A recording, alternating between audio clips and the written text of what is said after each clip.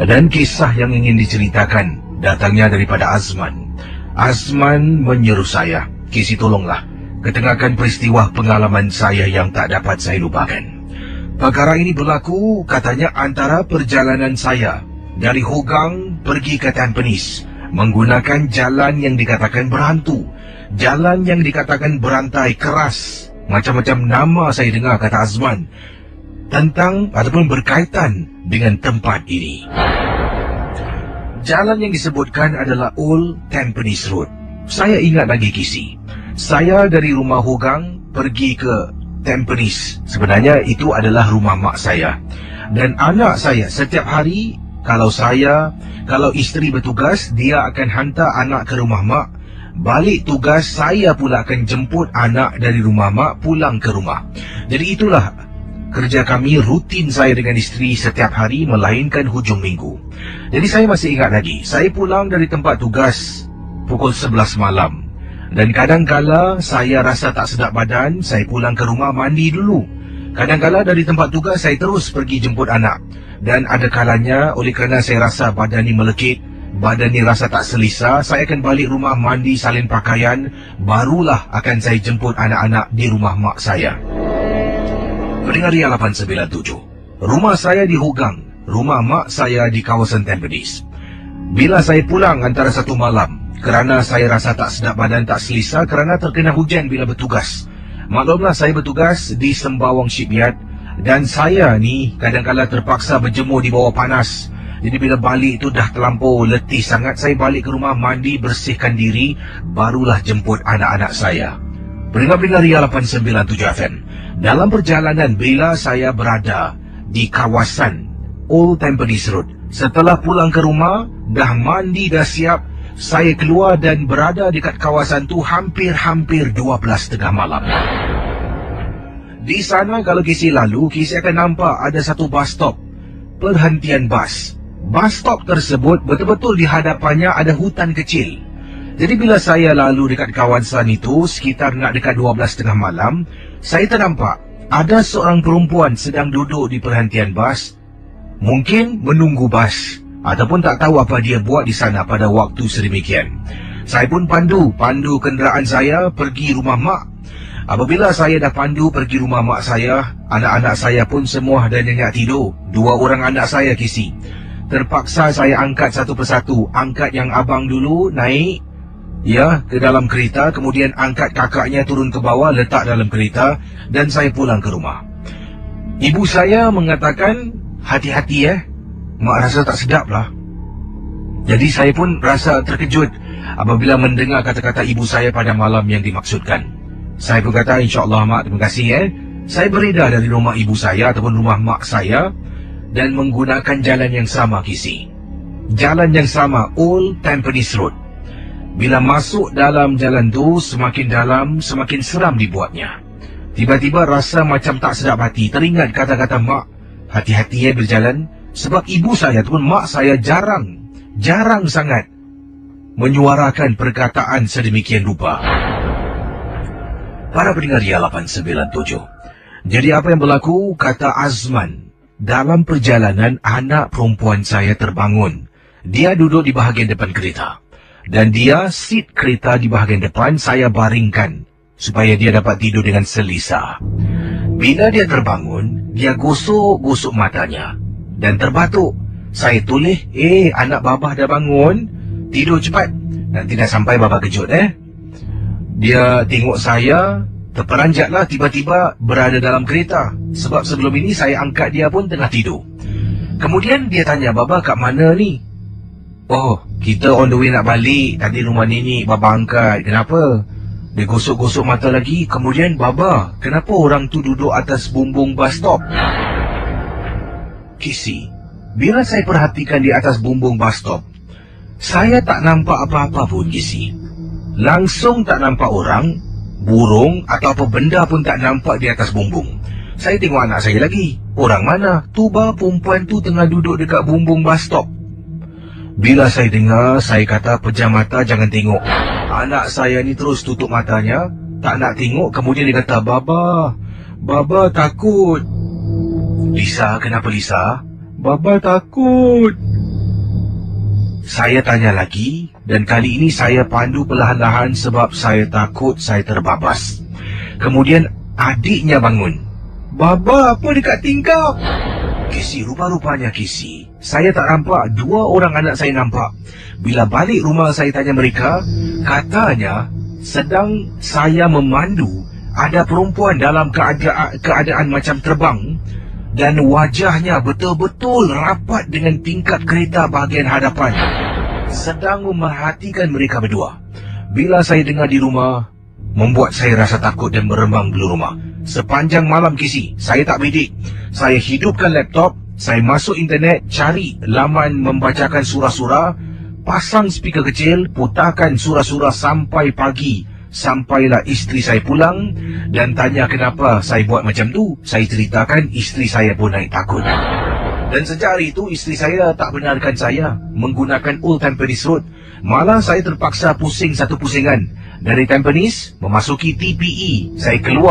Saya keluar menggunakan jalan yang lain untuk pulang ke rumah kami di kawasan Hogang. Terima kasih Kisi. Selamat tengah malam.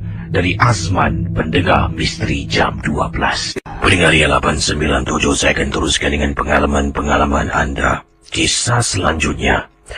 Dan sebelum itu, saya ingin beritahu anda bahawasanya rancangan MG12 ini sememangnya hanya satu hiburan. Jangan mudah kita percaya, jangan kita terikut-ikut dengan apa yang diketengahkan. Selanjutnya, kisah yang ringkas dari kiriman SMS yang saya terima. Kalau ada kisah misteri yang ingin anda ketengahkan, anda juga boleh kirimkan kepada saya melalui kiriman SMS dengan kodnya gelap KLUB, jarak, nama anda, kisah misteri anda, dan hantarkan ke talian 72346.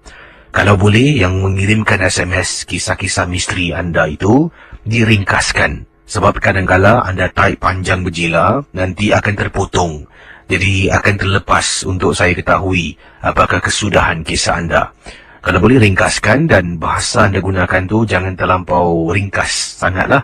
Jangan shorthand sampaikan saya tak faham. Jadi boleh kirimkan sekali lagi kodnya kelab KLUB, jarak nama anda, kisah misteri, dan anda hantarkan ke talian 72346. Saudara pendengar Misteri Jam 12, yang ini ingin saya sentuh. Kali ini kiriman daripada Hani. Hani berkongsi, katanya, apa kabar Kisi dan juga penggemar rancangan MG12. Sekarang ini Hani sedang mendengar rancangan MG12 bersama dengan ibu dan juga abang di ruang tamu sambil makan kacang. Hihihi, dia ketawa di belakangnya. Hani ingin sentuh satu kisah peristiwa yang Hani pernah alami. Waktu itu baru saja lulus ujian memandu. Dan Hani pula keluar waktu malam memandu bersama dengan abang. Jadi apa yang berlaku Kisi? Bila pergi keluar memandu dengan abang, niat di hati ni nak beli makan. Ibu pun kirim makan untuk bungkus. Kami anak beranak termasuk ayah memang sangat suka late night supper. Akan makan beramai-ramai, kadang-kala kami akan menonton TV ataupun VCD yang kami beli. Ataupun kadang-kala kami akan beramai-ramai macam sekarang mendengar rancangan Misteri Jam 12. Sebagai masa untuk diluangkan bersama dengan keluarga. Wah, terima kasih kepada Hani dan keluarga. Kata Hani, jadi waktu malam tersebut, kami pun keluar 11 malam. Dan ibu kirimlah beli makan, abang saya yang memandu. Jadi, kisahnya diteruskan. Malam yang dimaksudkan, katanya tunang abang saya ada kecemasan ibunya. Jadi apa yang berlaku, abang saya minta saya hantar dia ke rumah tunangnya setelah kami beli makan. Dalam perjalanan, kami beli makan di salah sebuah kedai 24 jam dekat dengan kawasan Jurong West lah kata beliau. Jadi dia dah beli makan dengan abang, nak buat bungkusan makanan tu balik ke rumah untuk makan dengan ibu dan ayah. Abangnya dapat panggilan kecemasan dari tunang, mengatakan ibunya sakit. Jadi abangnya pula, Hani pula mengikut abangnya, hantar abangnya ke rumah tunangnya. Sampai sana abangnya menguruskanlah tunang dan ibunya, memandu kenderaan, dan Hani disuruh balik memandu. Jadi inilah kisah yang ingin diceritakan. Ketika Hani pulang ke rumah memandu seorang diri, dan waktu itu beliau baru lulus ujian memandu. Kisahnya bagaimana pendengar Ria 897 akan saya kembali selepas pesanan-pesanan berikut ini. Saya teruskan kisah yang dikirimkan oleh Hani awal tadi. Jadi bila dia pulang ke rumah seorang diri, dia memandu kenderaan. Abangnya terpaksa menghantar tunangnya dan bakal ibu mertua ke rumah sakit ataupun ke hospital berdekatan. Jadi waktu itu Hani katanya baru lulus ujian memandu dan pastinya Kisi, saya memang tak fasih dengan jalan raya. Nasib baiklah waktu itu 12 lebih tengah malam. Jadi tak banyak kenderaan, saya pun tak mudah rasa panik ataupun cemas. Bila saya pandu nak balik rumah, walaupun dekat tak jauh, salah belok sampai salah jalan. Tiba-tiba saya ni sebenarnya nak balik rumah saya berada Kisi, nak tahu di mana tak? Pandu sampaikan nak masuk ke PIE. Tengok jalan Corporation Road.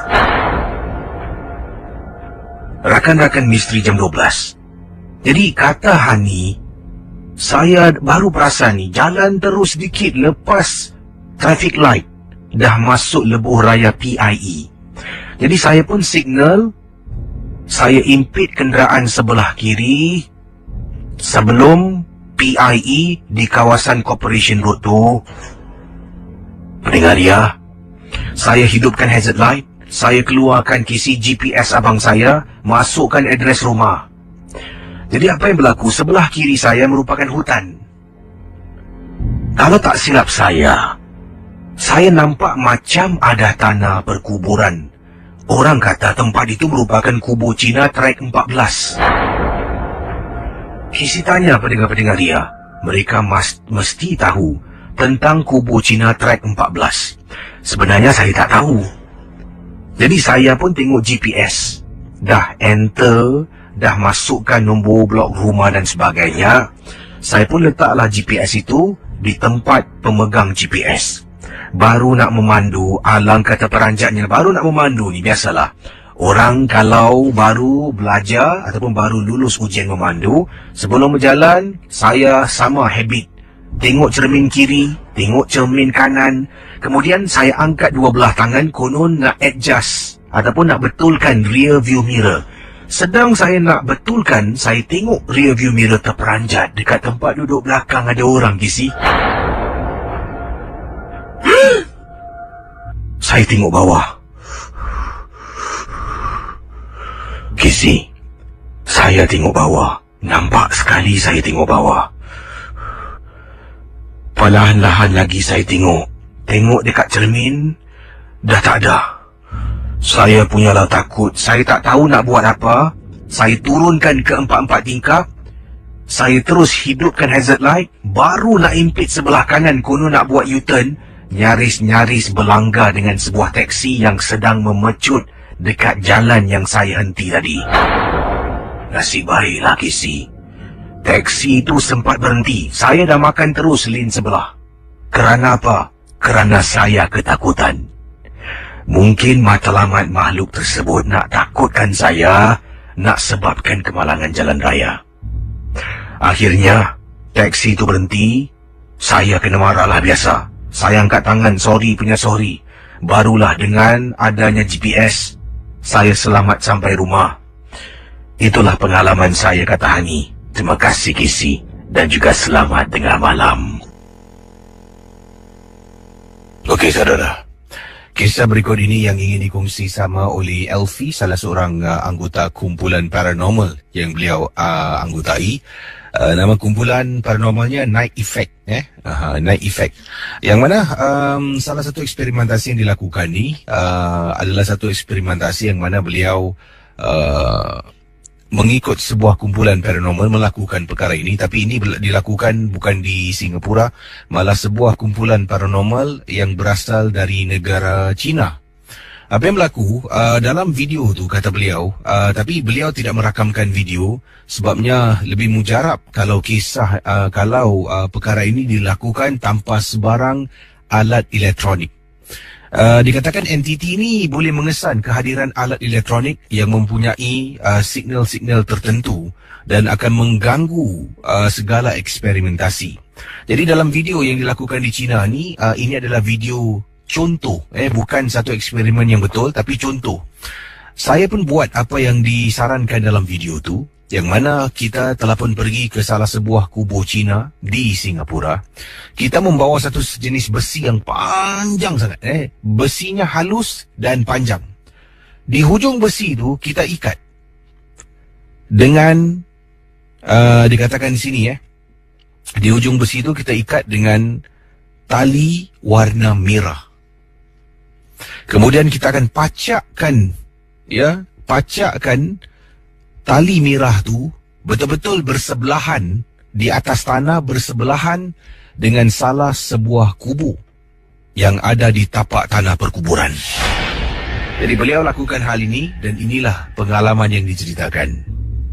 Jadi sekiranya kita nak pacakkan sedalam yang mampu, cucuk dan cucuk lebih dalam lebih baik. Jadi tali itu akan terkeluar sedikit daripada tanah, dengan besi itu masih lagi terpacak dalam tanah di sebelah kubur.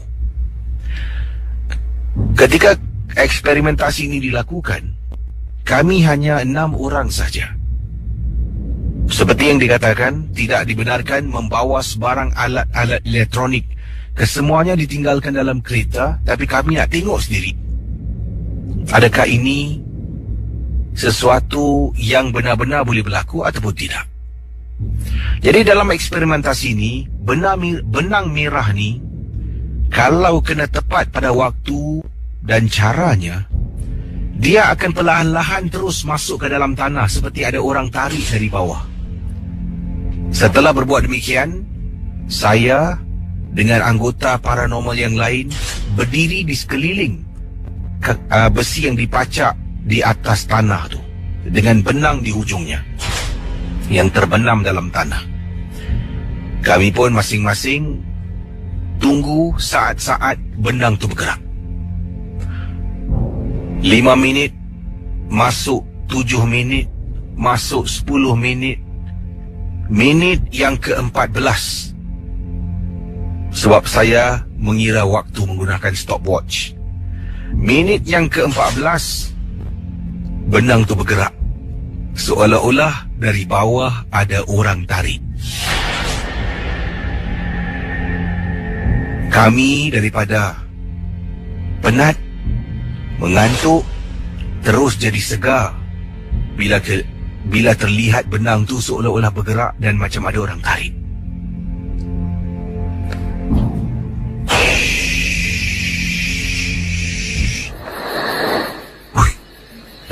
Nampak tak?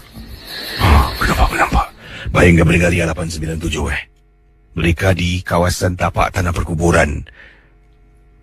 Langkah yang pertama, benang tu dah ditarik sedikit. Kami pun diam, perhatikan. Minit ke-14 dia tarik sikit, kemudian masuk 15, masuk 20, masuk 25, minit ke-30, minit ke-34. Benang tu ditarik sampai semua benang merah terbenam dalam tanah kisi. Bayangkan Brigadier 897 FM. Jadi bila benang tu dah masuk dalam tanah, semua dah masuk dalam tanah, kita pun cabut besi yang dipacak tu. Cabut besi. Terus kembali ke kenderaan, sebab kita takut nak berada dekat kawasan yang mana benang dah masuk ke semuanya. Naik kenderaan dan tinggalkan kawasan tapak tanah perkuburan. Salah seorang daripada teman saya tiba-tiba berdiam diri, seolah-olah dia ni macam kena rasuk. Kami tepuk-tepuk dia beberapa kali, tidak respon. Dia hanya memandang ke satu arah saja. Kita cuba tenangkan dia. Ramai-ramai kita membaca surah dan baca. Akhirnya hampir setengah jalan membaca surah, dia sambut membaca sama-sama dengan kita, sampailah baru dia kembali seperti biasa, Gizi. Itulah pengalaman kisah daripada kumpulan paranormal Night Effect. Selamat tengah malam, siapa bercakap ni? Assalamualaikum. Waalaikumsalam. Silakan. Cik Rashid di sini. Ya, silakan Cik Rashid. Awak sihat? Ya, terima kasih, saya sihat. Alhamdulillah, itu kan tak ada apa-apa Ini cerita saya ni macam saudara saya ni, saya sekarang tinggal kat Bukit Berabiu untuk sementara nak tunggukan rumah kan. Jadi saya saudara saya ni dia wali Johor lah, rumah dia lah kan. Sekarang saya tinggal seorang. Satu malam tu saya tinggal seorang. Ada perempuan keluar daripada lift. Dia cakap, abang kenal tak saya? Suara macam saya kenal lah. Saya kata, siapa apa tu boleh ingat saya dulu? Kan saya ni Suria dulu kerja dengan abang dekat di dalam dekat Jurong. Habis macam mana saya boleh datang kat sini pula? Sekali saya kata, saya tinggal bawah sekolah sana. Dulu kan abang rumah saya kat di mana? Dia tu kenapa datang malam-malam hari? Kan dia nak hantar mak saya pergi dekat atas tu. Bila dia tengah berbual saya, habis ada orang keluar dari lift, cakap, Cik, ni buat siapa Cik? Entah. Saya tak tahu siapa dia kata, nama Suria. Tak ada orang tinggal buat sesuatu buat apa. Itu pengalaman saya di sini. Terima kasih, Cik Rashid. Lagi satu, yang tu hari, ada tak ada SMS tu tentang jatuh tidur tinggi. Jatuh mimpi jatuh dari tempat yang tinggi tu. Itu sebenarnya pesir. Sebenarnya dia cerita dia terlalu tinggi. Jadi dia terlalu sangat-sangat. Jadi terbawa tu. Dia terbawa cerita-cerita dia macam terpengaruh ya. Jadi untuk nasihat untuk orang-orang mimpi itu, selain berusaha je, jangan lekas putus asa. Itu dia. Terima kasih, Cik Rashid. Terima kasih. Bahaya pendengar 897 ingin saya sentuh kiriman SMS yang saya terima dengan kodnya Kelab KLUB, jarak nama anda, kisah misteri anda dihantarkan ke talian 72346. Okey, silakan. Hello, selamat pagi. Selamat pagi, Assalamualaikum. Waalaikumsalam. Siapa bercakap ni? Saya dari Hulu Langat. Hulu Langat. Wah, orang Hulu Langat Selangor. Selangor, orang Selangor. Tadi pun ada orang Selangor berkongsi pengalaman Oh ya. Ya, tadi ada pendengar namanya Nita dari Selangor juga berkongsi pengalaman. Jadi anda pengalaman tentang apa ni? Silakan. Oh, ini pengalaman kisah saya pergi bercamping. Bukan bercamping, hiking Okay. di Bukit Fraser. Oh, Bukit Fraser. Dekat kawasan mana tu Bukit Fraser? Fraser ni dekat Selangor jugalah. Okey.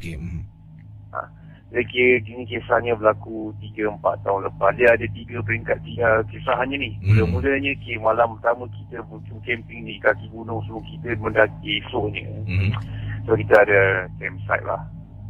So malam pertama lepas set up kemah semua macam biasa lah. Camping, pasang api, lepak semua. So malam camping yang pertama tu pukul lebih kurang pukul 1 pagi lebih, lepas semua dah lepak-lepak, kemah masuk kemah. Saya ni memang jenis kalau tempat baru susah sikit nak tidur. So 1 lebih tu dalam kemah tu saya dalam setengah jam lepas saya duduk kebi-kebi dalam kemah seorang-seorang, jenis kemah seorang masuk boleh buat seorang. Saya terdengar tapak kaki macam berkeliling kemah kita orang tu. Perlahan-lahan je macam cek semua kemah lah. Kawan pelan tapak saya macam nak buka, tak berani lah pula kan, nak tengok kan. So saya macam tak apalah, pura-pura je dah sampai tidur lah. So esok paginya tak ada masalah, kita kemas barang, kita startlah mendaki ke puncak semangkuk nama tempat tu. Naik tak ada masalah je sih, tu semua okey lah. Sebab siang malam kita orang terlewat pun, kita orang berbalik itu dah maghrib.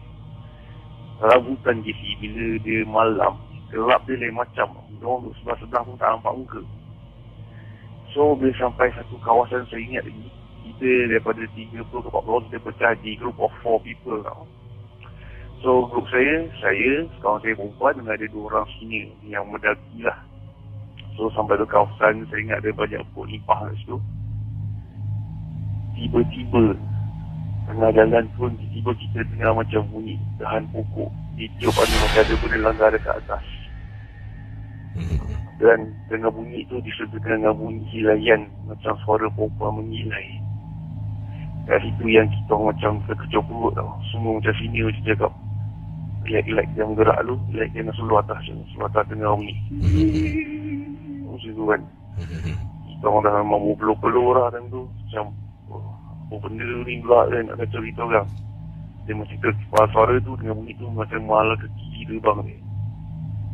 Lepas tu dalam beberapa saat kita orang dah senyap.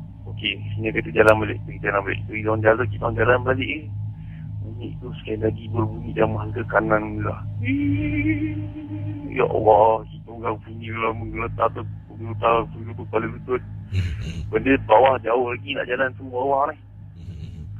Lepas kita orang free lama sikit, benda tu dah betul-betul hilang. Baru kita orang turun.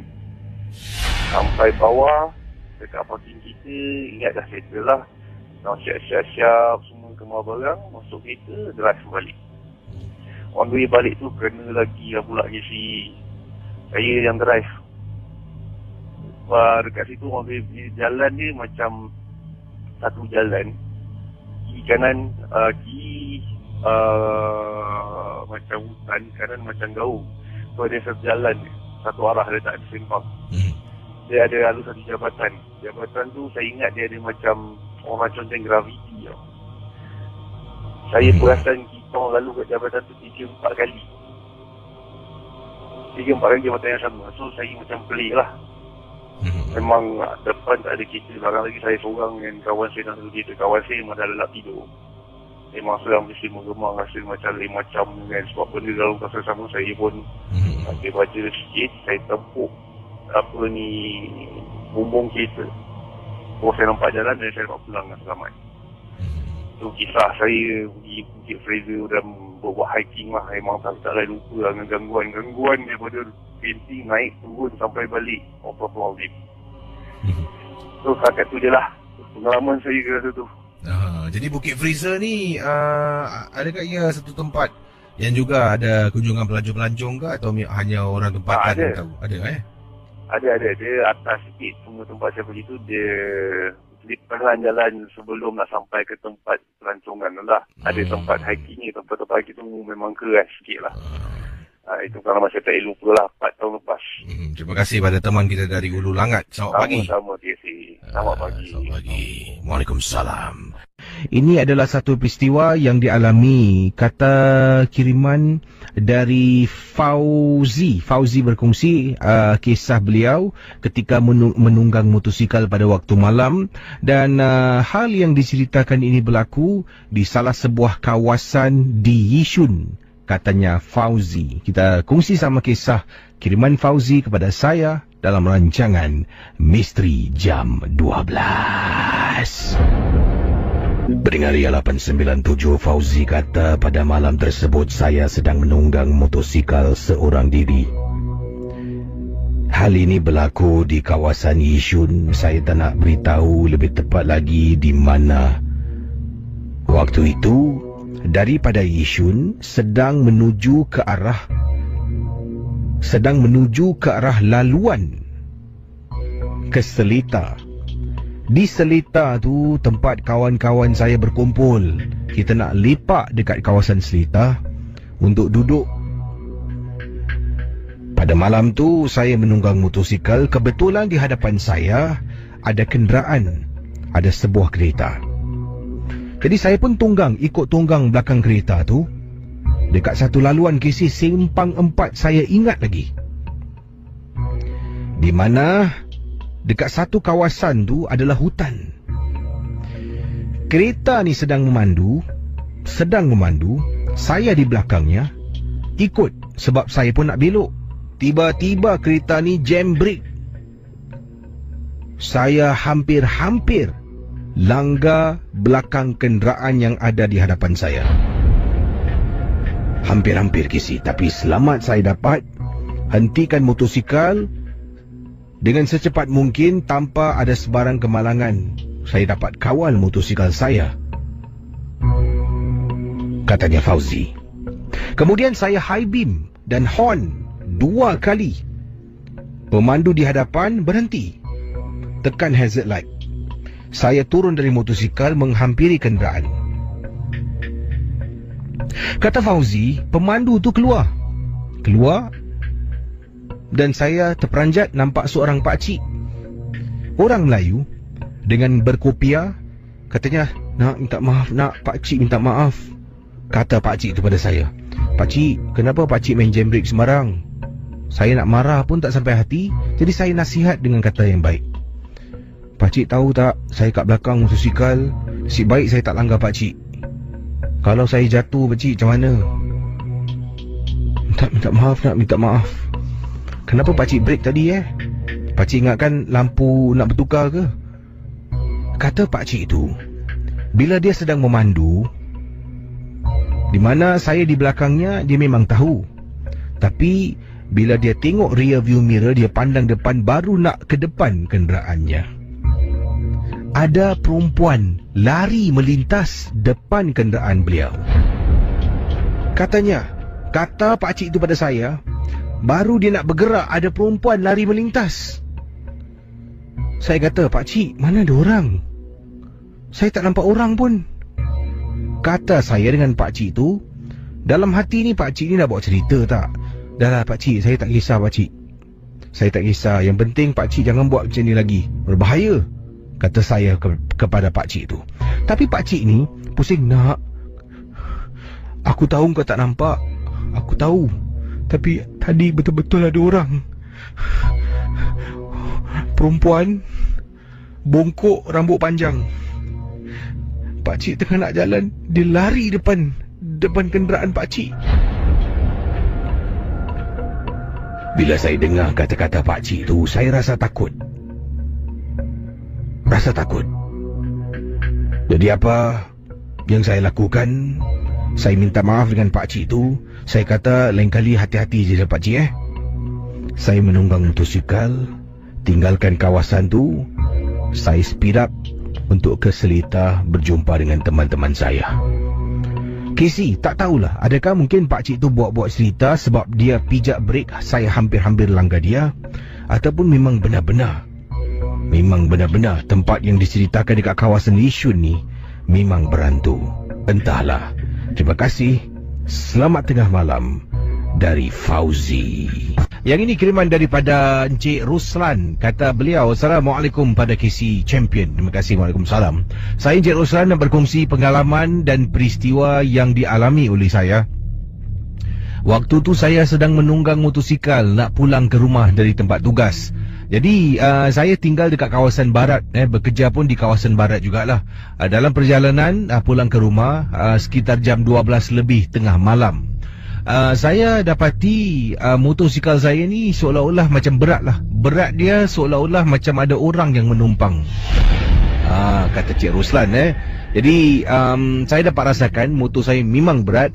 Saya terpaksa berhenti di tepi jalan, iaitu di Lebuh Raya, bahu jalan lah, kata Cik Ruslan. Bila saya cuba periksa motosikal saya, mungkin ada sesuatu yang tak kena, tersendat pada tayar. Rata-rata tidak ada apa-apa. Dan saya sampai minta katanya di sini. Okey, jadi bila dia menunggang motosikal, katanya di sini motosikalnya agak berat, dan berat motosikalnya tu seolah-olah seperti ada orang yang menumpang, membonceng motosikalnya. Tapi memanglah tidak ada orang tapi perasaannya pada waktu tu beratnya sama seperti ada orang sedang duduk di bahagian belakang. Saya pun berhenti di bahu jalan Lebuh Raya, turun daripada motosikal saya, dan kemudian saya periksa lah, mungkin kalau tayar belakang saya ni tersendat dengan sesuatu ke, dan mungkin ia menghambat untuk saya menunggang motosikal seperti biasa. Jadi bila periksa, rata-rata keadaan motosikal saya semua okey lah, tak ada benda yang tersangkut pada tayar ataupun bahagian-bahagian tertentu di motosikal saya.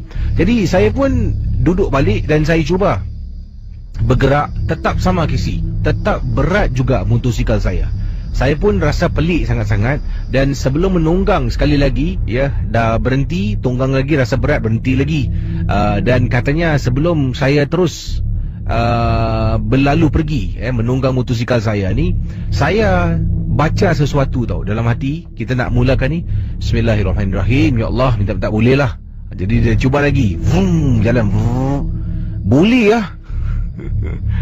Boleh selepas dia lafazkan Bismillahirrahmanirrahim tu, motosikalnya macam biasalah. Jadi dia dah tunggang, wah boleh lah. Dia pun tunggang perlahan-lahan, kemudian dia berhenti. Sebab waktu dia cuba motosikalnya tu, dia buka helmet. Sebab panas sangat, dia pegang helmet, dia cuba. Dan bila motosikalnya dah boleh jalan seperti biasa, Encik Ruslan katanya, saya pun nak pasang balik helmet. Jadi bila pasang balik helmet, saya ni tergerak hati nak toleh belakang. Alangkah terperanjatnya, awal tadi Cik Ruslan berhentikan motosikal di bahu jalan di lebuh raya. Kemudian dia bergerak sedikit ke hadapan. Dia bergerak dalam jarak yang tidak diberitahu di sini. Apa yang berlaku selepas motosikalnya dah boleh bergerak seperti biasa, dia pun toleh ke belakang.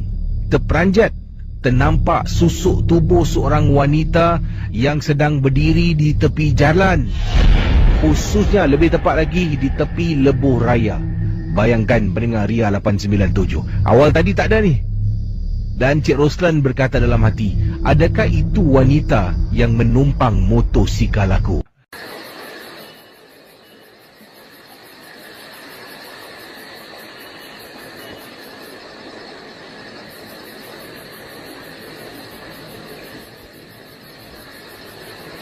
Ajak. Betul ke? Tempat ni dekat sini? Betul. Dah banyak dah kali aku tanya kawan aku. Oh, betul. Tempat dekat sini? Kenapa kau tak pergi siang hari? Malam-malam macam ni seram lah. Kau ni pun, kalau kau nak mujarab, diorang kata datang waktu malam.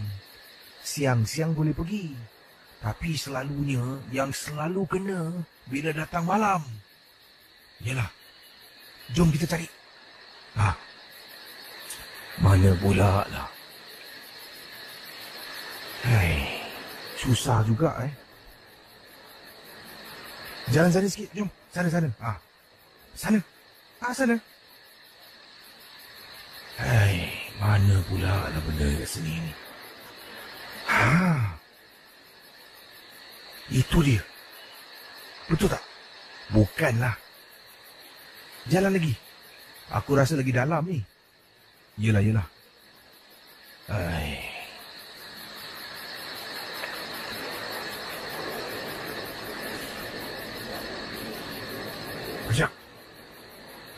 Ajak kau dengar tak?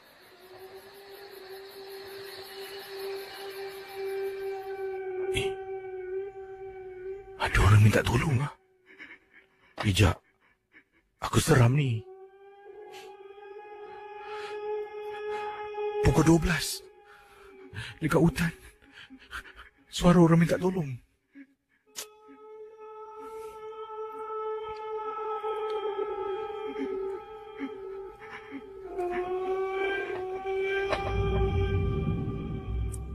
Pendengar Misteri Jam 12. Ini kisah yang dikatakan benar-benar berlaku. Tapi entah benar ataupun tidak. Daripada pendengar kita yang dikenali sebagai Razman dan temannya Ajak. Kisah ini berlaku lama, Kisi. Berlaku di Singapura. Tapi waktu itu saya dengan teman saya bujang. Jangan sebut nama yang tertera pada alamat email sebab ini masa lampau saya. Yang saya tak nak mungkin isteri mendengar ibu mertua. Saya dengan Ajak, bukan nama sebenar, nama samaran. Ketika usia muda, lebih kurang dalam 20 lebih tahun. Ialah Kisi, selepas tamat perkhidmatan negara, dua-dua tak ada kerja. Nak kerja pula malas. Ambil jalan pintas untuk hidup senang dan dapat duit. Kita ni suka berdua bermain dengan numbu ekor, Kisi. Kita akan beratur, Kisi. Muka ni pada waktu usia muda tu tak malu, Kisi. Kadang-kadang biasalah masyarakat kalau tengok kita, orang Melayu kita akan pandang, sampai toli, Kisi, melihat dua budak Melayu beratur beli numbu ekor. Tapi sekarang ni, keadaan itu dah berubah, Kisi. Dah ramai dah orang kita. Dulu ni kita lain.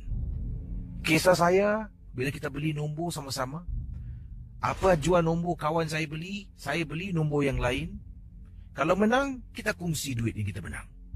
Dia ibarat kita pergi memancing bersama, dapat ikan, kita kongsi ikan yang kita dapat. Macam tu lah. Mula-mula menang, Kisi. Kadang-kadang menang 800, paling tinggi pun dalam 1000 lebih.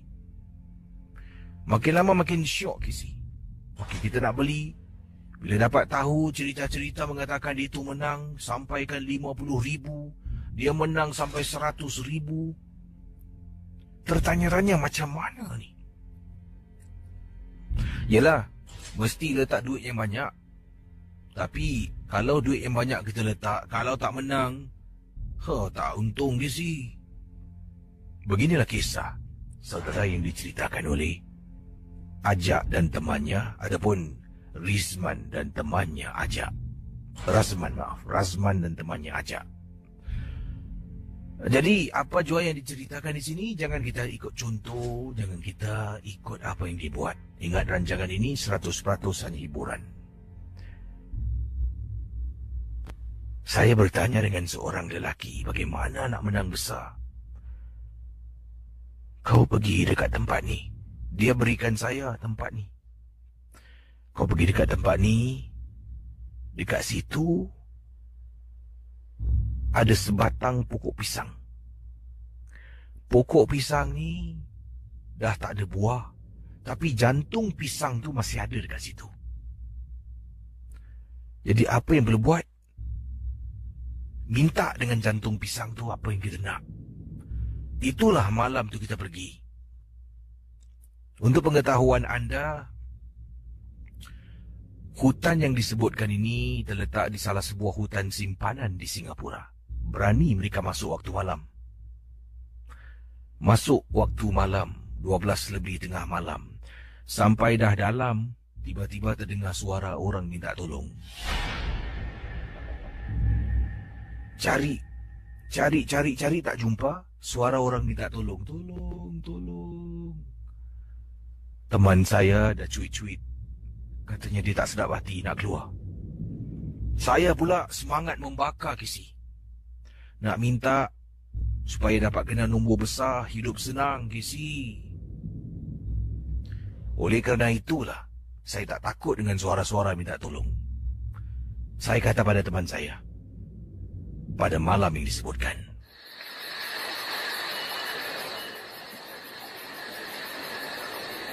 "Man, jomlah kita pergi.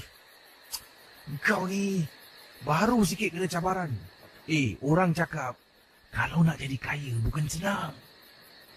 Itu cabaran kita tahu. Itu kita diuji. Jomlah, cepat."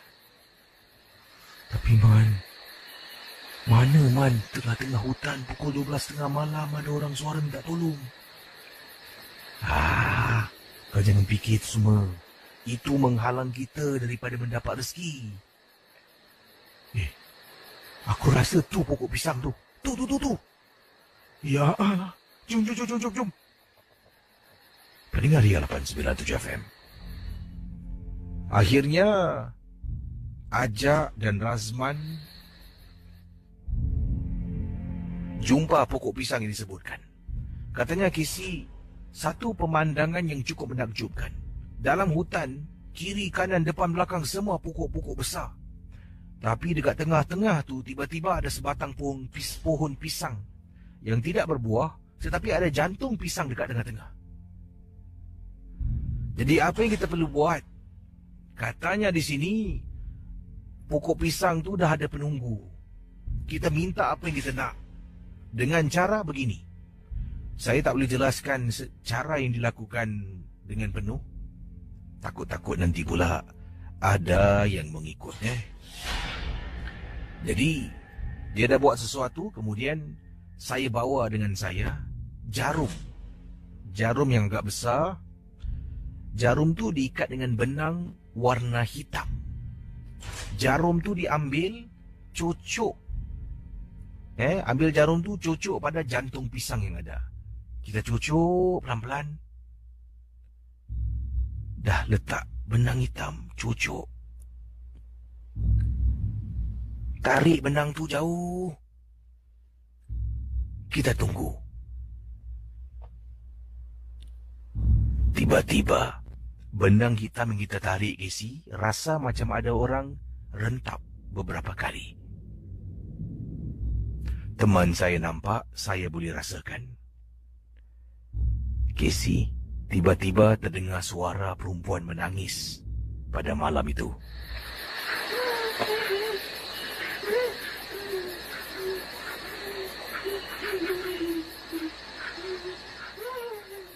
Kau dengar tak? Dengar tak? Kau dengar.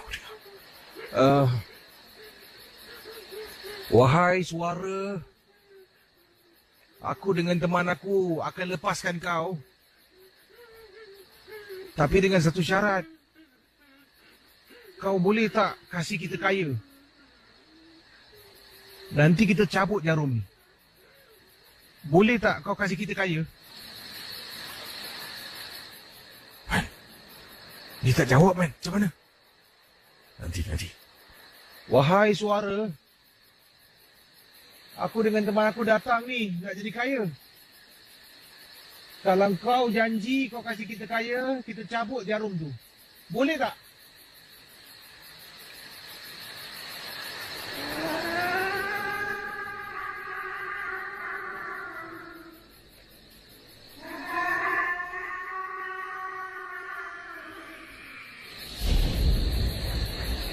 Pendengar Ria 897. Selepas dengar suara berkenaan, saya dengan sahabat saya pada waktu itu lari lintang pukang. Apa yang dihajatkan tidak kesampaian, jarum tu masih terpacak pada pada jantung pisang.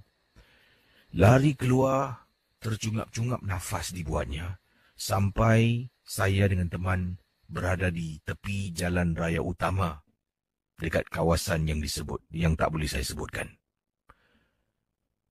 Termengah-mengah dibuatnya. Dan akhirnya teman saya menjadi mangsa dalam situasi ini. Ajak. Casey, benda tu ikut balik. Tapi bukan ikut saya. Dia ikut kawan saya yang lemah semangat. Dia ikut ajak balik. Sampai rumah, ajak beritahu. Telefon saya dekat rumah, katanya benda tu ikut. Saya kata, tak adalah, kau meripik lah. Saya marah, saya tak percaya. Kemudian saya tak jumpa dia esok. Lusa tak jumpa. Jadi bimbang, Casey. Waktu tu tak ada handphone. Jadi kalau nak jumpa betul-betul, cari dia dekat rumah. Datang dekat rumah, dia dalam keadaan sakit. Saya datang tengok dia, dalam bilik sedang terbaring. Tanya pada ibunya, katanya dah 2-3 hari dia macam ni. Casey,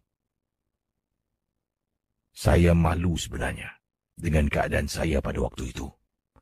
Sekarang teman saya masih lagi single. Saya dah berumah tangga, ada 3 orang anak. Teman saya single bukan kerana tak ada jodoh, tak nak kahwin. Sebab dia dah jadi gila. Misteri Jam 12. Saudara pendengar Misteri Jam 12, pelbagai kisah saya telah pun bacakan kepada anda semua. Dan ingatlah, kalau tadi kisah daripada Razman bersama dengan sahabatnya Ajak bukan nama sebenar. Walau apa yang dilakukan, jangan kita jadikan ia sebagai satu contoh. Kalau kita nak berjaya, nak jadi kaya, kita harus berusaha dengan cara yang baik, bukan cara tadi. Kalau benar-benar kisah Razman dan temannya Ajak memang berlaku pada dirinya, kalau memang benar-benar berlaku, kita jadikan ia sebagai satu iktibar. Tapi kesian melihat temannya dalam kisah ini mengatakan temannya, dia dah berumah tangga, ada anak 3, ada isteri. Temannya tidak senasib dengan beliau. Temannya dah pun menjadi gila, katanya dalam kiriman email. Saya pernah bertanya dengan seseorang, mengatakan kalau kita keluar dalam satu kumpulan, ini entah benar ataupun tidak, tapi penjelasan yang diberikan. Kalau kita keluar beramai-ramai lah, mungkin pergi adventure dan ataupun jalan-jalan ke, pergi trekking, tak kisahlah. Mungkin dalam kumpulan tu ada 4 orang. Dalam 4 orang tu, cakaplah ada makhluk nak ikut balik. Lazimnya dia akan ikut balik orang yang paling lemah semangat. Jadi kisah tadi yang mana saya baca, kita dapat tahu teman Razman ajak ni beberapa kali nak undurkan diri, katanya takut bila dengar suara minta tolong. Tapi Razman ni bersungguh-sungguh katanya nak pergi. Sebab itulah kemungkinan pada pandangan saya. Ajak diganggu sampailah ikut pulang ke rumah. Berikut kisah daripada kumpulan SS dikenali sebagai juga Soul Searchers. Sebelum itu, di sini ada sesuatu tentang kumpulan ini yang pendengar kirimkan email ingin anda tahu. Yang pertama, Soul Searchers adalah kumpulan paranormal, salah satu kumpulan paranormal di Singapura. Dan setiap kali kalau kami nak keluar, kami paling ramai boleh membawa 3 orang. Paling ramai 3 orang setiap kali kami akan keluar dan buatlah penyelidikan, katanya. Dan dalam kumpulan kami tidak memanggil nama individu. Seperti dalam kiriman email, nama pengirimnya Amran. Tetapi dalam kumpulan ini saya dikenali sebagai Brother Incredible. Ada juga nama-nama samaran yang lain, seperti Motion dan sebagainya di sini. Kenapa agaknya kami menggunakan nama-nama samaran? Sebab kami pernah rujuk kepada bukan 1, malah 4 orang pakar yang mengatakan dengan memanggil nama kami yang sebenar, benda itu akan mengganggu dan boleh mengikut kami pulang ke rumah. Sejauh mana kebenaran kami tak pasti, tapi kalau dah 4 orang cakap macam tu, kami harus menggunakan nasihat yang diberikan. Baik, kata Amran ataupun lebih dikenali sebagai Brother Incredible dalam kumpulan Soul Searchers ini, setiap kali nak keluar, nak membuat satu penyelidikan tentang kehadiran makhluk halus, paling ramai 3 orang. Ketua kumpulan kami, iaitu Brother Motion, akan hantarkan kiriman email kepada semua ahli anggota. 3 orang yang kirimkan terpantas balasan ataupun membalas kiriman email itu, 3 orang itulah akan ikut sama melakukan penyelidikan. Kenapa agaknya? Kalau Kisi boleh tanya, kenapa 3 orang dan tak lebih? Bila 3 orang, katanya di sini, better result. Lebih sunyi, lebih senyap, tidak bising dan mudah menjalankan sesuatu penyelidikan. Cuba bayangkan, kalau Kisi masuk tanah perkuburan, niat di hati nak rakamkan sesuatu, tetapi yang pergi sampai 14-15 orang. Bagaimana agaknya Kisi? Macam mana nak dapatkan sound audio yang diinginkan? Pasti tak boleh. Jadi 3 orang ni pun dah kira banyak, dah kira ramai, kata Encik Azman, tapi itulah yang paling selamat. Jadi berbalik pada kisah yang dialami. Ketika itu, Brother Incredible dan juga pengetua ataupun ketua kumpulan Brother Motion dan juga seorang lagi yang dikatakan di sini telah pun mengikuti rombongan memasuki salah sebuah tanah perkuburan di Singapura. Kubur yang kami pergi adalah sebuah kubur yang lama di kawasan Kranji. Mungkin ramai yang tak tahu. Kubur ini terletak di sebelah barek army yang lama. Kami sampai ke sana sekitar pukul 12.30 tengah malam. Dan Kisi, memang betul, 3 orang saja pergi. Kami membawa beberapa alat detektor, termasuklah sound recording ataupun sound recorder yang dibekalkan bersama. Bila masuk dalam, kalau 3 orang memang menyeramkan. Kami disambut dengan bauan yang cukup harum dan wangi. Dan kami tidak dibenarkan bercakap. Setiap kali kalau nak cakap sesuatu, kami akan beri isyarat. Ataupun keluarkan kertas, tulis di atas kertas. Itulah yang kami praktikkan. Dan sejauh ini keputusannya memang memuaskan. Saya akan kirimkan email pada Kisi tentang apa yang dapat saya rakamkan ketika kumpulan saya Soul Searchers memasuki tanah perkuburan Kranji. Tetapi yang menakutkan Kisi, mungkin para pendengar Ria 897 FM ada di antara anda pernah memasuki tanah perkuburan Kranji. Kalau kita masuk sebelah dalam, akan ternampak satu pohon rindang yang tidak begitu tinggi. Di pohon tersebut, Casey, ada digantung buaian yang dibuat dari tali dan kayu papan. Bayangkan, malam tersebut, saya dan teman-teman saya datang 12.30 malam. Bila sampai dekat dalam, memang tak ada orang. Tetapi nampak buaian tu bergerak dari jauh. Bergerak seolah-olah ada orang duduk di atasnya dan bermain dengan buaian tersebut. Kami tidak dapat rakamkan video kerana bila kami hidupkan video, buaian itu berhenti dari bergerak dan tahu ada sesuatu. Di situ telah pun kami talakan sesuatu device yang kami bawa bersama untuk mengambil desibel ataupun bunyi yang terakam dalam rakaman kami yang akan saya ketengahkan pada Casey. Tapi Casey, mendengar dari headphone yang saya pakai 3 malam tersebut memang menakutkan Casey. Seolah-olah dengar macam suara orang minta tolong dengan suara yang halus. Bila balik ke rumah, dengan menggunakan sistem alat canggih, saya besarkan suaranya dan dapat dengar perkataan tolong hanya disebut 2-3 kali saja dalam adunan audio yang telah pun saya kirimkan pada Casey. Dan Casey, selepas kejadian itu, kami tinggalkan kawasan itu. Dalam perjalanan nak keluar daripada tanah perkuburan keranji yang agak lama dan usang, ada kubur yang bersih.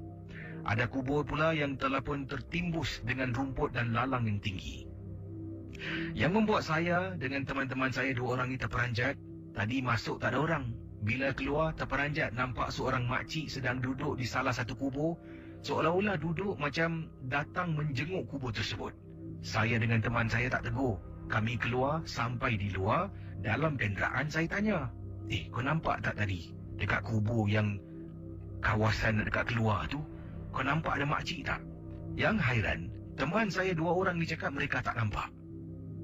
Ini bermakna saya seorang saja yang nampak.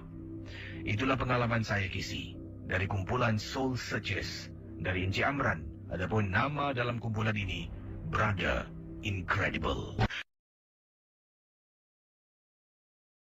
Kiriman daripada Joji, katanya, Assalamualaikum Casey. Waalaikumsalam. Tempoh hari saya menunggang motosikal dan telinga sebelah kiri saya sumbat earpiece sambil mendengar rancangan Misteri Jam 12. Dan kisah ini berlaku lebih kurang berapa bulan yang lalu. Sebelah kiri sumbat earpiece, kanan tak adalah, takut nanti tak dengar bila kereta horn ke. Jadi sedang saya tunggang motosikal, saya berhenti dekat jalan, simpang jalan ni kerana lampu merah. Tiba-tiba saya dengar ada orang panggil, Bang, Abang. Panggil abang lah. Saya ingatkan sound effect yang Casey putarkan ketika MJ12. Jadi saya pun buat bodoh lah. Dan setelah beberapa saat baru saya sedar tu, Casey tengah putar lagu. Macam mana boleh ada sound effect pula? Dan baru saya tengok sekitar kawasan saya ni, kiri, kanan, belakang, depan tak ada kenderaan. Saya seorang motosikal dekat lampu trafik. Dan Casey oleh kerana dah terlampau takut sangat, minta maaf lah. Kata beliau ni, perlahan-lahan saya kedepankan motosikal, walaupun lampu merah ni saya kedepankan lagi, terus saya cabut. Apa ni, bilang orang, nanti trafik polis tangkap, awak nak dia datang nanti. Dia berkata abang tau.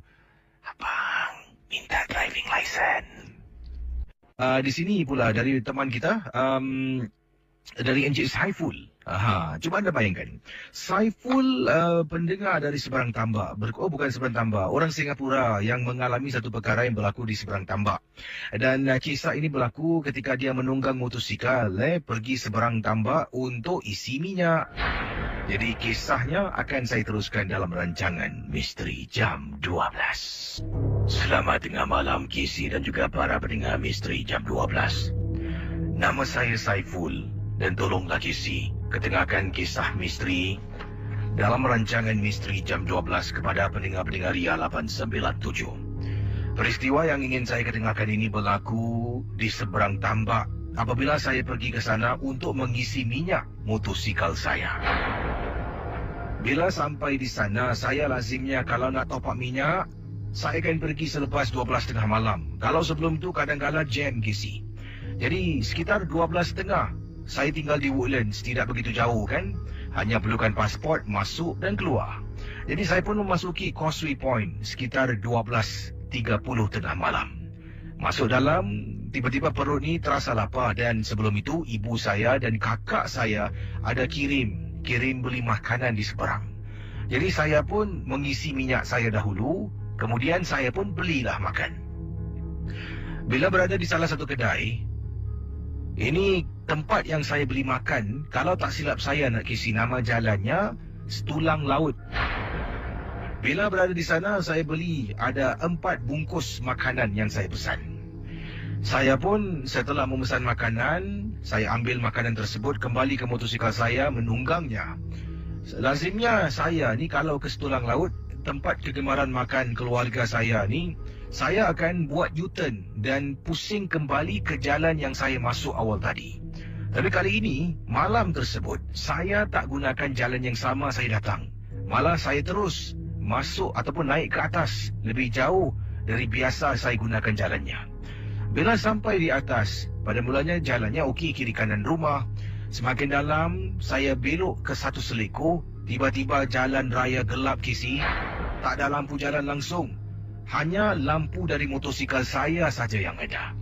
Tonggang punya tonggang, lebih kurang jaraknya, kalau kira dalam minit, dari Setulang Laut ke tempat yang saya tunggang motosikal, jauhnya lebih kurang 15 hingga 20 minit kisi. Bila sampai dekat jalan raya yang gelap, saya mula rasa takut. Yalah kisi, seorang-seorang tunggang motosikal, siapa yang tak takut? Mula menyesal pilih jalan ini. Sebab teman saya pernah ceritakan pada saya, kalau gunakan jalan di atas tu, boleh cepat sampai, tak perlulah pusing jauh-jauh. Saya pun jalan, mungkin saya tersalah seleku. Jadi bila saya berhentikan motosikal, saya keluarkan telefon bimbit, telefon kawan saya, nak tanya jalan ke mana nak pergi. Sedang saya keluarkan telefon bimbit berbual dengan teman saya. Jadi saya pun bercakap-cakap dengan teman saya di telefon ni. Teman saya pun mulalah ceritakan pada saya jalan belok mana. Rupa-rupanya memang benar, saya dah tersalah seleku. Sebenarnya saya harus pusing pada seleku yang kedua. Kali ini saya pusing seleku yang pertama, jarak daripada tempat yang saya tinggalkan awal tadi. Jadi kisi bila dah salah belok, saya pun letak handphone tersebut, saya masuk poket balik. Bila saya pusing, terperanjatnya kisi, saya nampak tanah perkuburan. Bila dah nampak tanah perkuburan di kawasan itu, saya terus menjadi gamam kisi. Mulut saya tak henti-henti baca Al-Fatihah sepanjang perjalanan menunggang motosikal. Kisi, apabila saya sampai, saya dah tak tahu nak jalan mana. Nasib baiklah saya dapat kembali ke tempat yang tadi saya menunggang motosikal, iaitu di Setulang Laut bila saya beli makanan. Bila sampai dekat restoran Setulang Laut, bila saya menunggang, saya perhatikan ramai orang yang sedang makan, yang sedang meniaga, semua toleh tengok saya. Kenapa pula orang-orang ni toleh tengok aku ni? Dan di depan sana tu adalah satu lagi jalan raya, T-Junction. Jadi bila nak masuk ke seleku belok kanan di T-Junction, saya berhenti sebab ada kereta dan motosikal lalu di hadapan saya. Bila saya berhenti, dari ujung kisi, saya dengar suara seorang lelaki tua. Nak. Saya pusing tengok seorang pakcik sedang panggil saya. Jadi saya pun pusingkan balik motosikal saya dan letakkan di hadapan kedai, di salah sebuah kedai di Setulang Laut. Kisi bila berada di depan kedai itu, pakcik itu suruh saya turun. Kemudian saya turun ke bawah, pakcik itu tanya, kau nak ke mana? Oh, saya nak balik Singapura, cik. Kau sesat tadi? Ya, cik, kenapa? Aku tahu kau sesat. Kau jangan balik dulu boleh? Biar dia pergi dulu, Saya pusing tengok belakang di motosikal, tak nampak apa-apa kisi. Kemudian saya pusing balik tengok pakcik itu. Pakcik itu mengatakan, tak apa, kau tak nampak. Pakcik nampak. Meremang bulu rumah kisi. Kau duduk sini sudah nak? Kau nak air tak? Pakcik buatkan. Tak apa, tak payah bayar on the house. Jadi saya pun pesan air, saya duduk dan dengar cerita pada pakcik tu. Pakcik tu kata di belakang Setulang Laut ada satu villa dan juga ada tanah perkuburan. Saya pun terkejut. Macam mana pakcik ni boleh tahu saya sesat sampai sana pula? Bukan kau seorang, dah banyak orang pun nak rakyat Singapura datang sini. Sesat dekat jalan tu, gelap kan? Saya pun angguk. Tak apa, dia kat situ lagi, kau tunggulah. Nanti lagi 5-10 minit, dia dah bosan, dia belah. Betul kisi. Setelah lebih kurang 20 minit saya duduk di warung pakcik tersebut, dia kata, dah kau boleh balik dah. Dia dah tak ada dah. Saya dengar, saya pun tanya, cik betul ke cik? Betul, kau balik sudah. Saya menunggang motosikal pulang ke rumah dan Alhamdulillah, benda tu tidak ikut saya Casey. Terima kasih dan selamat tengah malam. Saya ingin ketengahkan satu peristiwa yang ringkas. Datang dari seorang pendengar. Ini berlaku di salah sebuah tanah perkuburan Cina di Singapura. Beliau dan juga 3 orang sahabat sebenarnya nak buat satu dokumentari pendek tentang tanah perkuburan Cina. Dan ini untuk tesis, untuk tesis sekolahnya. Jadi untuk mendapatkan footage tanah kubur. Dan mereka telah pun pilih untuk pergi di waktu malam sebab lebih menambahkan elemen seram untuk tesis mereka lah. Ini saya rasa ni budak pelajar universiti. Namanya Ridwan, berkongsi peristiwa dia dan juga 2 orang sahabat project mate lah. Jadi pergi ke salah sebuah tanah perkuburan Cina. Beliau tak terangkan di mana, tak sebutkan di mana. Apabila saya terperanjat, ternampak di satu kubur Cina ni besar. Depan kubur tu banyak sangat patung-patung berhala yang diletakkan. Tak tahu apa tujuannya, kata Ridwan. Dan ada juga patung-patung yang dalam keadaan sedang duduk bersila. Dalam lebih kurang ada 5 ke 6. Jadi diletakkan depan kubur yang besar.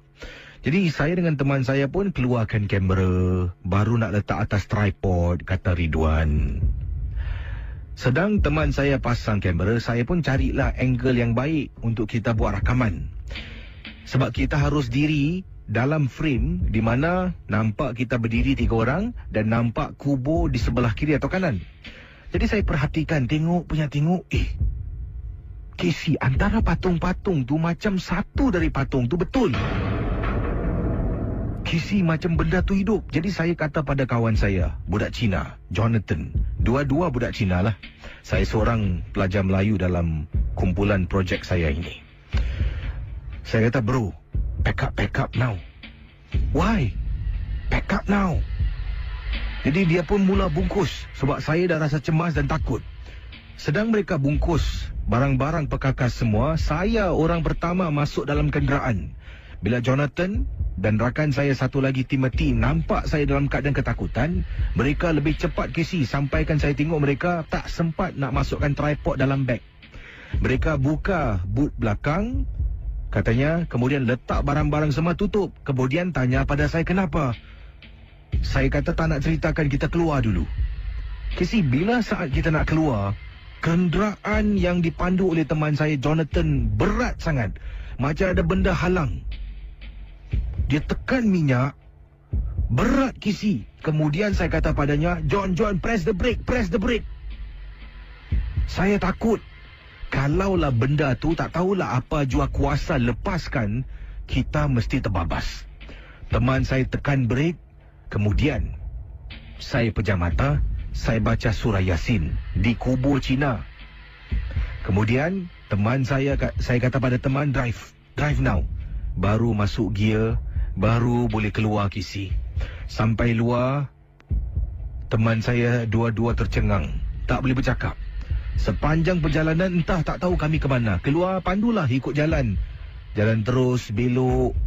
Sampai lebih kurang setengah jam, barulah saya boleh tenangkan diri, rakan-rakan boleh tenang. Saya arahkan mereka dan kami duduk di salah sebuah restoran makanan segera di Singapura, di kawasan Commonwealth.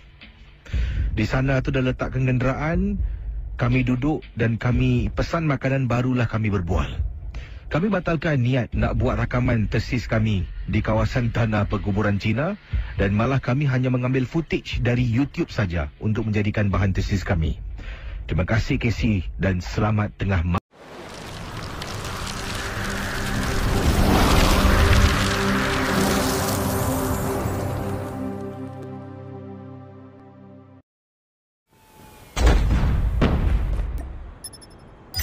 Hunter-killer drone on standby. Friendly hunter-killer drone deployed.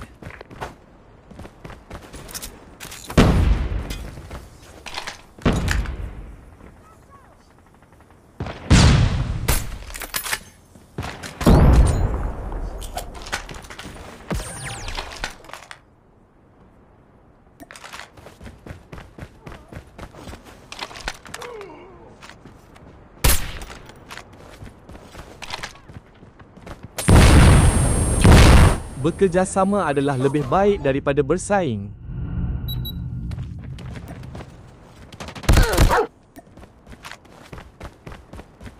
Destroyed enemy's UAV.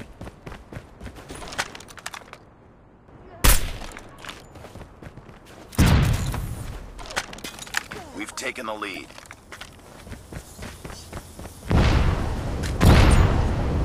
They're hurting. Keep fighting.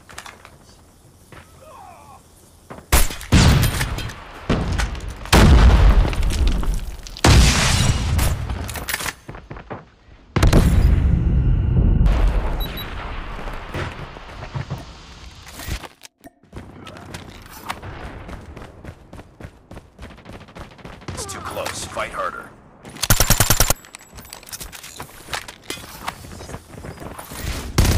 Enemy down!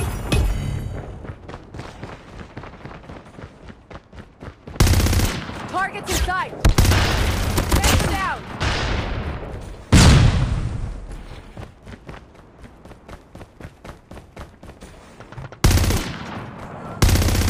Enemy down! We lost the lead.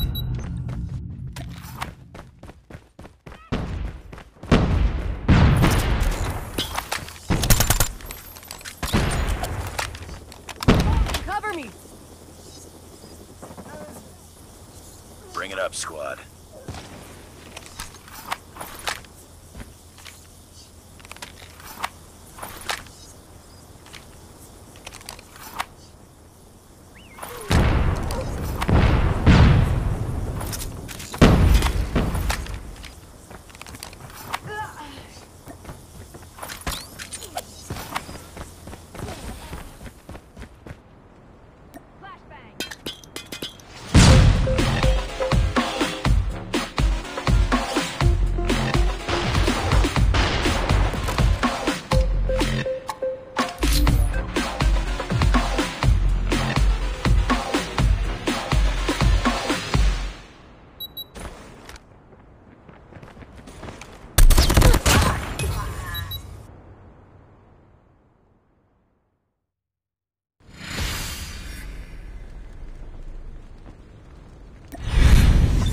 Defeated. Don't let this happen again.